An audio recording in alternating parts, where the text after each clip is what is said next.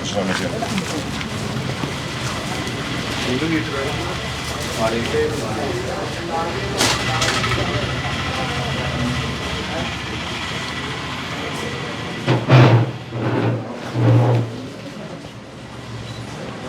ചേച്ചി ഞങ്ങൾ പേടിക്കേണ്ട ധൈര്യമായിട്ടിരിക്കും, പ്രശ്നമൊന്നും ഉണ്ടാവില്ല. ഞങ്ങളൊക്കെ നോക്കുന്നുണ്ട് കേട്ടോ.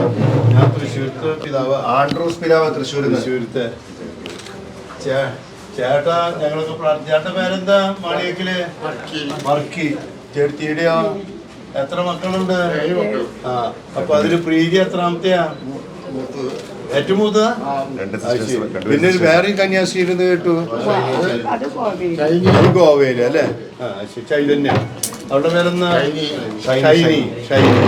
പിന്നെ അപ്പൊ 2 കന്യാസ്ത്രീകള്. പിന്നെ ആരൊക്കെ ഇവിടെ ഉള്ളത്? ആരാ? ഇവിടെ 2 പെണ്ണും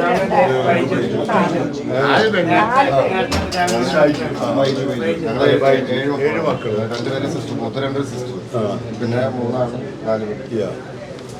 അപ്പോൾ ഞങ്ങളിപ്പോൾ അവിടെ ഇവരൊക്കെ അവിടെ വന്നിട്ടുണ്ടായിരുന്നു. അവിടെ മൗണ്ട് സെൻറ് തോമസിൽ മീറ്റിങ്ങിനുണ്ടായിരുന്നു.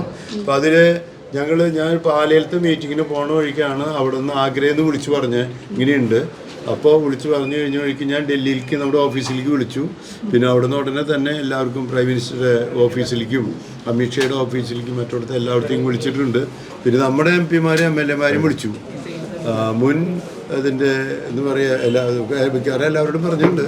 അപ്പോൾ അവരിന്ന് പാർലമെൻറ്റിലും പറഞ്ഞിട്ടുണ്ട് ഇരിക്കി. അപ്പോൾ എന്തായാലും ഇത് മോളുടെ മേലിൽ അവർ പറഞ്ഞതനുസരിച്ച് ഇതിൽ ഒരു കുറ്റം ചെയ്തില്ല എന്ന് മാത്രമല്ല, ഒരു കേസും ഇല്ല. അതായത് മറ്റേ മതപരിവർത്തനം നടത്തി എന്നാണ് പറയുന്നത്. ഇവര് ക്രിസ്ത്യാനികള്. എങ്ങനെ? പിന്നെ ക്രിസ്ത്യാനികള്. പിന്നെ ഹ്യൂമൻ ട്രാഫിക്കിംഗ് ആണ് ആദ്യം അറസ്റ്റ് ചെയ്തത്. ആദ്യം FIR ഇട്ടത് ഹ്യൂമൻ ട്രാഫിക്, പിന്നെ FIR ഇട്ടത് മതപരിവർത്തനം, കാരണം ബെയിൽ കിട്ടാതിരിക്കാൻ. അപ്പോൾ ഇതിലൊരു കേസും ഇല്ല. അവർ നന്മ മാത്രമേ ചെയ്തിട്ടുള്ളൂ, ഒരു കുറ്റവും ചെയ്തിട്ടില്ല. അതുകൊണ്ട് പേടിക്കണ്ട. പിന്നെ ഇപ്പം എന്തായാലും അവരുടെ ഫോർമാലിറ്റികൾ അതാണ് നിൽക്കുന്നത്. ബെയിലിൻ്റെ ഈ CBCയിൽ ഇപ്പോൾ അവിടുത്തെ ലീഗൽ സെല്ലിൽ ഒരു കന്യാസ്ത്രീയാണ്. അതാണ് ഇന്നലെ അവിടെ കൊടുത്തത്. പിന്നെ അവരും ഇത് ചെയ്യുന്നുണ്ട്. പിന്നെ റായ്പൂർ രൂപതയിൽ അത് വിടുക. അപ്പോൾ റായ്പൂരിൽ ആർച്ച് അവർ വയ്ക്കുന്നുണ്ട്. അവരെല്ലാവരായിട്ട് ആലോചിക്കുന്നുണ്ട്. എല്ലാ അവരായിട്ട് യോജിച്ചിട്ടാണ് നടത്തുന്നത്. അപ്പം അതുകൊണ്ട് ഞങ്ങളൊക്കെ പ്രാർത്ഥിക്കുന്നുണ്ട്, പേടിക്കുന്നുണ്ട്. അപ്പോൾ ഇവര് വേണ്ടേ? ഇവരാണ് നമുക്ക് വേണ്ടത്. ഞാൻ പ്രാർത്ഥിക്കട്ടെ. പ്രീതി മോള്, മൂത്തത് പ്രീതി, പിന്നെ ഷൈനി, പിന്നെ ബൈജു, ജോജോ, പിന്നെ ആരൊക്കെ? ഷിജോ, പിന്നെ പിന്നെ മരുമക്കള് 3 കേൾവിക്കുറവുണ്ട്. ഇവിടെ ഇപ്പൊ ബൈജു മാത്രം ഇവിടെ ഉള്ളൂ. നീ ഏറ്റവും താഴെ ഉള്ളത്.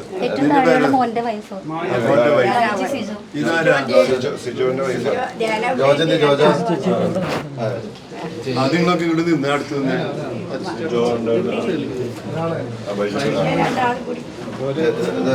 ഇവിടെ ഫാമിലി നിങ്ങളിവിടെ ഏതായാലും അത് ഫോട്ടോ എടുക്കണ്ട, എടുത്തായിരുന്നു എനിക്ക് വേണ്ടിയിട്ട്. നിങ്ങളെടുത്താൽ എനിക്ക് കിട്ടില്ലല്ലോ. അപ്പൊ എല്ലാവരും ഞാനും എടുക്കാം. വർക്ക് ചേട്ടനും മേരിക്കുട്ടിയും കൂടിയുള്ള ഞങ്ങളൊരു ഏതായാലും വന്നതല്ലേ, ഒരു ഫാമിലി ഫോട്ടോ. അപ്പൊ അതൊന്നും എടുക്കുക. ഏതായാലും നിങ്ങൾ പേടിക്കണ്ട. എന്തായാലും പ്രീതി നിങ്ങൾ വിളിക്കാം. പ്രീതി ചേച്ചിയോ?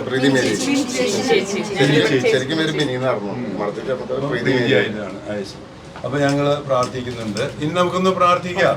അപ്പൊ ഇന്ത്യയുടെ ഭരണഘടന ഉറപ്പുവരുത്തുന്ന മതസ്വാതന്ത്ര്യത്തിൽ ജീവിക്കാൻ വേണ്ടി, പാവപ്പെട്ടവരെ സഹായിക്കാൻ വേണ്ടിയാണ് സിസ്റ്റർ പ്രീതി ഇവിടെ നിന്ന് ആഗ്രയ്ക്ക് പോയി.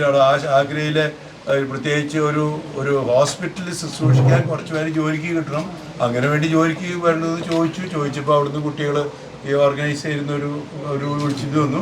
അവരുടെ ഒരു ബന്ധുവിൻ്റെ കൂടെ അവിടെ വന്ന് ഇറങ്ങി വഴിക്ക് പോലീസ് വന്നതല്ല ആദ്യം വന്നേ. TTR വന്ന് നോക്കിപ്പോയി. മിക്കവാറും TTR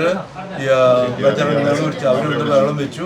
പിന്നെയാണ് പോലീസ് വന്ന് ആദ്യം ഹ്യൂമൻ ട്രാഫിക് എന്ന് പറഞ്ഞാൽ നിങ്ങൾ കൂടി ഹ്യൂമൻ ട്രാഫിക് എന്ന് പറഞ്ഞിട്ടാണ് അറസ്റ്റ് ചെയ്തത്. പിന്നെ ഇപ്പോൾ ഇന്ന് ആൻറ്റി കൺവേർഷനനുസരിച്ച് കൺവേർട്ട് ചെയ്യാം, മതപരിവർത്തന നിയമം. അപ്പോൾ ഭരണഘടന മുഴുവൻ തകരാറിലാവുന്ന രീതിയിലാണ്. അപ്പോൾ അതുകൊണ്ട് ഇത് ഭാരതം മുഴുവൻ സിസ്റ്റർ പ്രീതിയും സിസ്റ്റർ വന്ദനയുടെ സഹോദരനുമായിട്ട് ഞാൻ സംസാരിച്ചിരുന്നു ഫോണിക്കോട്. അപ്പോൾ എന്തായാലും ഇന്ത്യ മുഴുവനും പ്രാർത്ഥിക്കും, ഇന്ത്യ മുഴുവനല്ല, ഇപ്പോൾ ലോകം മുഴുവൻ ഇത് അറിഞ്ഞു പ്രാർത്ഥിക്കുന്നുണ്ട്. അതുകൊണ്ട് ഇതിന് ഒരു തെറ്റും ചെയ്യാത്ത, ഭരണഘടന മാത്രം നോക്കി പ്രവർത്തിച്ച നമ്മുടെ പ്രീതി സിസ്റ്ററും വന്ദന സിസ്റ്ററും ചെയ്ത നന്മയ്ക്ക് ദൈവം ഇത് കുരിശ് നന്മയ്ക്കായിട്ട് വരും, കിരീടമായിട്ട് വരും. നിങ്ങൾ പ്രാർത്ഥിച്ച് ഞാൻ പ്രാർത്ഥിക്കാം കേട്ടോ. നമുക്ക് അത്യുന്നതങ്ങളിൽ ദൈവത്തിന് സ്തുതി, ഭൂമിയിൽ മനുഷ്യർക്ക് സമാധാനവും പ്രത്യാശ എപ്പോഴും എന്നേക്കും. സ്വർഗ്ഗസ്ഥനായ ഞങ്ങളുടെ പിതാവേ,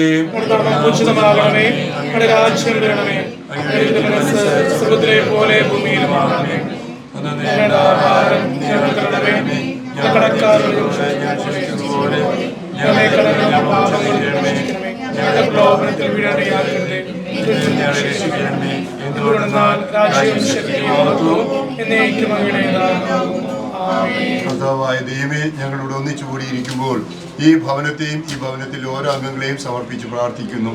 വളരെ പ്രത്യേകിച്ച് ഈ കുടുംബത്തിലെ അംഗമായ സിസ്റ്റർ പ്രീതി, ഒപ്പം തന്നെ കണ്ണൂർകാരിയായിട്ട് സിസ്റ്റർ വന്ദനയും, അവർ മറ്റുള്ളവരെ ശുശ്രൂഷിച്ചുകൊണ്ട് ആശുപത്രി ശുശ്രൂഷ ചെയ്തുകൊണ്ടിരിക്കുമ്പോൾ തന്നെ അവിടെ ജോലിക്കായിട്ട് 3 പെൺകുട്ടികളെ വിളിച്ചു കൊണ്ടുവരുന്നതിൻ്റെ ഇടയിൽ ക്രിസ്ത്യാനികളായിട്ടുള്ള കുട്ടികളെ തന്നെ വിളിച്ചുകൊണ്ട് തരുന്നതിൽ തെറ്റായ ആരോപണം നടത്തി അവർ ഇപ്പോൾ അറസ്റ്റിലായി ജയിലിലായിരിക്കുകയാണ്.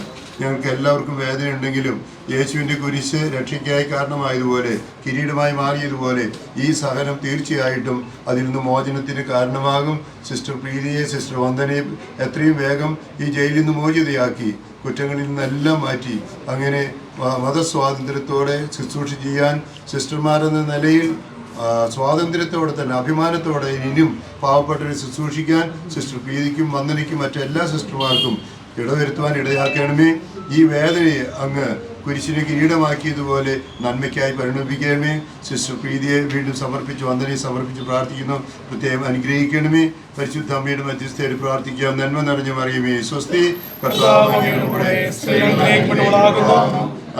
ഫലമായ ഈശോ അനുഗ്രഹിക്കപ്പെട്ടവനാകുന്നു. പരിശുദ്ധമറിയമേ തമ്പുരാന്റെ അമ്മേ, പാപികളായ ഞങ്ങൾക്ക് വേണ്ടി എപ്പോഴും മരണസമയത്തും തമ്പുരാനോട് അപേക്ഷിക്കുന്നു. സിസ്റ്റർ പ്രീതിക്കും സിസ്റ്റർ വന്ദനയ്ക്കും വേണ്ടി നമുക്ക് പ്രാർത്ഥിക്കാം. നമ്മുടെ കർത്താവ് ഈശോ മിശിഹായുടെ കൃപയും പിതാവായ ദൈവത്തിന്റെ സ്നേഹവും പരിശുദ്ധാത്മാവിന്റെ സഹവാസവും നിങ്ങളോടും ഈ ഭവനത്തോടും കൂടി ഉണ്ടായിരിക്കട്ടെ, ഇപ്പോഴും എപ്പോഴും എന്നേക്കും. ആമേൻ. അപ്പോൾ അവർ കേട്ടാ ഞങ്ങളൊക്കെ പ്രാർത്ഥിക്കുന്നു കേട്ടാ.